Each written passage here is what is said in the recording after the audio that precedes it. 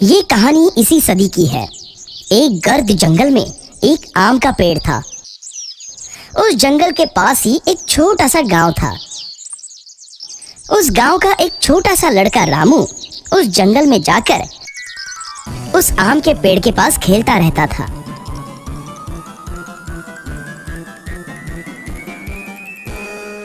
वो उस पेड़ पर चढ़ता, आम खाता और बाद में आराम से उस पेड़ के नीचे एक नींद की झपकी लेता।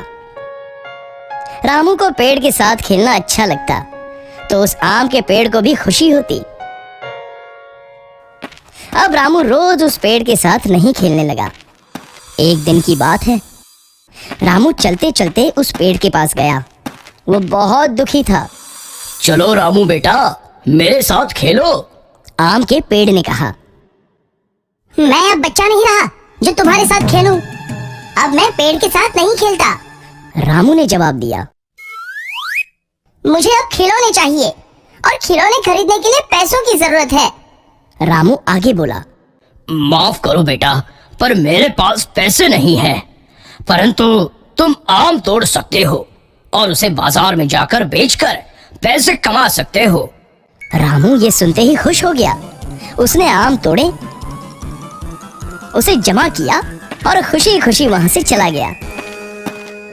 लेकिन बहुत दिनों तक रामू वापस उस आम के पेड़ के पास नहीं आया। बेचारा आम का पेड़ बहुत दुखी हो गया। कुछ सालों बाद रामू अब आदमी बन गया था। फिर से उस आम के पेड़ के पास वो आया।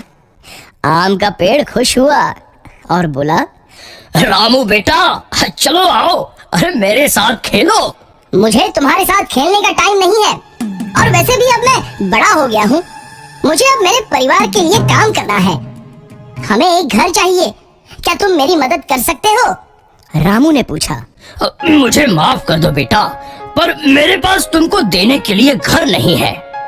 परंतु तुम मेरी शाखाएं तोड़कर तुम्हारा घर बना सकते हो।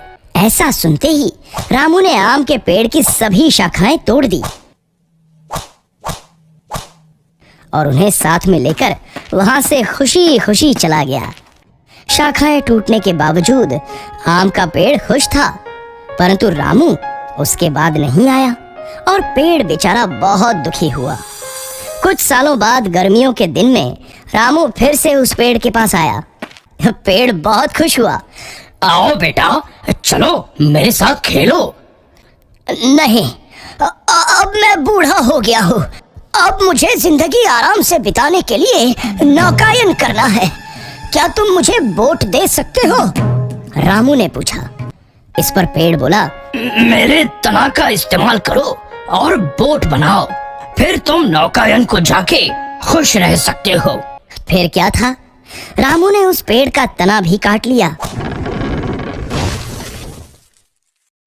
और उससे एक बोट बनाई और नौकायन को चला गया। फिर बहुत सालों तक वहां वापस नहीं आया। ऐसे ही कुछ साल बीत गए। आखिर एक दिन रामू वापस आया। रामू को देखकर पेड़ बोला, मुझे माफ करना बेटा, परंतु तुम्हें देने के लिए अब मेरे पास कुछ नहीं बचा है। आम तो कभी के खत्म हो गए। रामू बोला, कोई बात नहीं, अब मेरे दांत भी तो नहीं है आम खाने के लिए। पेड़ बोला, तुम्हें खेलने के लिए अब शाखाएं भी नहीं है। पर अब मैं भी बहुत बूढ़ा हो गया हूँ शाखाओं पर चढ़ने के लिए। रामू ने जवाब दिया। पेड़ इस पर बोला, मेरे पास सचमुच कुछ नहीं बचा है तुम्हें देने के लिए। बस ये मरने वाली जड़ी है मेरे पास। और आम का पेड़ रोने लगा। अब मुझे किसी भी चीज की जरूरत नहीं है। अब मैं थक गया हूँ, बस आराम करना चाहता हूँ। रामू बोला। पेड़ बोला, तो फिर तो अच्छा है। पेड़ की जड़ें आराम के लिए सबसे अच्छी जगह होती हैं। आओ मेरे पास बैठो और आराम करो। रामू नीचे बैठा। आम का पेड़ खुश हुआ और वो रोने लगा।